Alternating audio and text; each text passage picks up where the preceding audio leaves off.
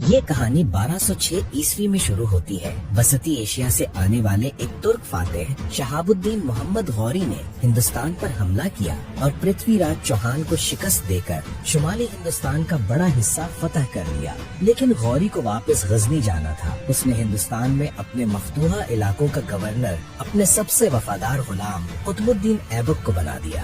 1206 میں جب محمد غوری کو راستے میں شہید کر دیا گیا تو ہندوستان میں ایک خلا پیدا ہو گیا۔ قطب الدین ایبک جو ایک غلام تھا اب ہندوستان کا خود مختار حکمران بن گیا۔ یہیں سے دلی سلطنت اور اس کے پہلے خاندان غلامہ خاندان کی بنیاد پڑی۔ یہ خاندان ان غلاموں نے چلایا جو خریدے تو گئے تھے لڑنے کے لیے، لیکن ان میں بادشاہ بننے کی صلاحیت تھی۔ قطب الدین ایبک بانی وہ اپنی سخاوت کی وجہ سے لکھ بخش یعنی لاکھوں کا تحفہ دینے والا کہلایا۔ اس نے دلی کی پہلی جامع مسجد قوت الاسلام اور دنیا کے مشہور قطب مینار کی بنیاد رکھی۔ بدقسمتی سے حکومت کے صرف 4 سال بعد وہ 1210 میں لاہور میں چوگان یعنی پولو کھیلتے ہوئے گھوڑے سے گر کر مر گیا۔ شمس الدین التمش حقیقی بانی ایبک کی موت کے بعد افراتفری پھیل گئی، جسے ایبک کے اپنے غلام اور داماد التمش نے کنٹرول کیا۔ التمش کو دلی سلطنت کا حقیقی بانی کہا جاتا ہے۔ اسی کے دور میں چنگیز خان کی قیادت میں منگولوں کا طوفان سلطنت کی سرحدوں تک پہنچا، لیکن التمش نے ہوشیاری سے سلطنت کو اس تباہی سے بچا لیا۔ رضیہ سلطانہ تاریخ کی پہلی ملکہ۔ التمش نے اپنے نااہل بیٹوں کے بجائے اپنی قابل بیٹی رضیہ کو اپنا جانشین نامزد کیا۔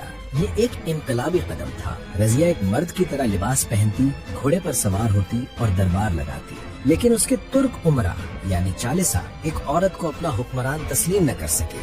انہوں نے سازش کی اور صرف 4 سال بعد رضیہ کو تخت چھوڑ کر بھاگنا پڑا اور آخرکار وہ ماری گئی۔ غیاث الدین بلبن آہنی ہاتھ اس افراتفری کو ختم کیا۔ ایک اور طاقتور غلام بلبن نے بادشاہت کا رعب دوبارہ قائم کرنے کے لیے خون اور لوہے یعنی بلڈ اینڈ آئرن کی پالیسی اپنائی۔ اس نے بادشاہ کے سامنے سجدہ کرنے کا رواج شروع کیا اور منگولوں کے خلاف سلطنت کا کامیابی سے دفاع کیا۔ اس کی موت کے بعد یہ خاندان بھی کمزور پڑ گیا۔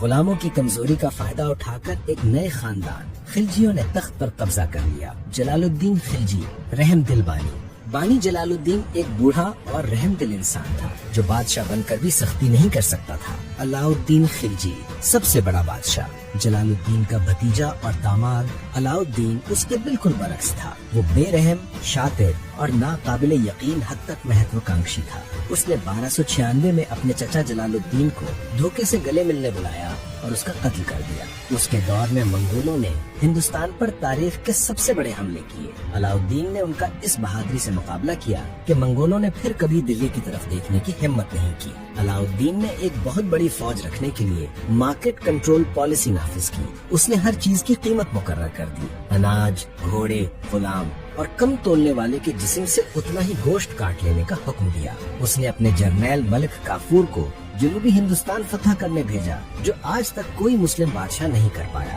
مشہور افسانہ اسی دور میں چتوڑ پر حملہ ہوا، جسے بعد میں پدماوتی کی کہانی سے جوڑا گیا۔ علاء الدین کی موت کے بعد اس کا عظیم نظام بکھر گیا اور صرف 4 سال میں خلجی خاندان کا خاتمہ ہو گیا۔ تغلق خاندان یہ دہلی سلطنت کا سب سے لمبا اور عجیب خاندان تھا۔ غیاث الدین تغلق بانی اس نے خلجیوں کے بعد کے انتشار کو ختم کیا اور سلطنت کو استحکام بخشا۔ محمد بن تغلق عقل مند احمق غیاث الدین کا بیٹا محمد بن تغلق تاریخ کا سب سے متنازع بادشاہ تھا۔ وہ اپنے وقت کا سب سے پڑھا لکھا، ذہین اور فلسفی بادشاہ تھا، لیکن اس کے منصوبے تباہ کن تھے۔ اس نے فیصلہ کیا کہ دارالخلافت دہلی سے دولت آباد یعنی دکن میں منتقل کی جائے۔ اس نے صرف دفاتر نہیں بلکہ دہلی کی پوری آبادی کو پیدل مارچ کرنے کا حکم دیا۔ ہزاروں لوگ راستے میں ہی مر گئے اور آخرکار یہ منصوبہ ناکام ہوا اور سب کو واپس دہلی آنا پڑا۔ اس نے خزانہ بچانے کے لیے سونے چاندی کی جگہ کانسے یعنی برونز کے سکے جاری کیے۔ لوگوں نے گھروں میں ہی جعلی سکے بنانا شروع کر دیے،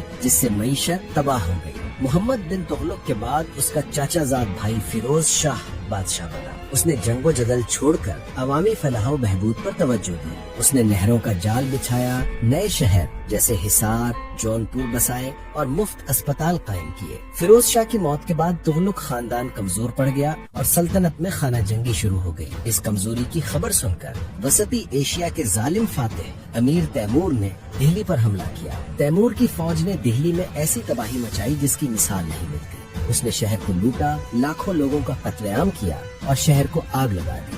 دہلی جو صدیوں سے علم و فن کا مرکز تھا ایک کھنڈر بن گیا۔ تیمور ہاتھیوں پر خزانہ لاد کر واپس سمرقند چلا گیا اور دہلی سلطنت عملی طور پر مر گئی۔ تیمور کے جانے کے بعد دہلی میں مکمل انارکی تھی۔ اس کے ایک گورنر خضر خان نے سید خاندان کی بنیاد رکھی۔ یہ ایک کمزور خاندان تھا جس کی حکومت صرف دہلی اور آس پاس کے چند گاؤں تک محدود رہ گئی۔ آخر کار 1451 میں ایک افغان سردار بہلول لودھی نے آخری سید حکمران کو ہٹا کر ہندوستان کی پہلی افغان سلطنت لودھی خاندان کی بنیاد رکھی۔ بہلول لودھی وہ ایک سادہ افغان تھا جو خود کو بادشاہ نہیں بلکہ سرداروں میں پہلا سمجھتا تھا۔ وہ اپنے نوابوں کے ساتھ قالین پر بیٹھتا تھا۔ سکندر لودھی، اس کا بیٹا سکندر ایک سخت گیر اور قابل منتظم تھا۔ اس نے بادشاہت کا رعب دوبارہ قائم کیا اور 1504 میں ایک نیا شہر بسایا جس کا نام آگرہ رکھا۔ ابراہیم لودھی آخری سلطان۔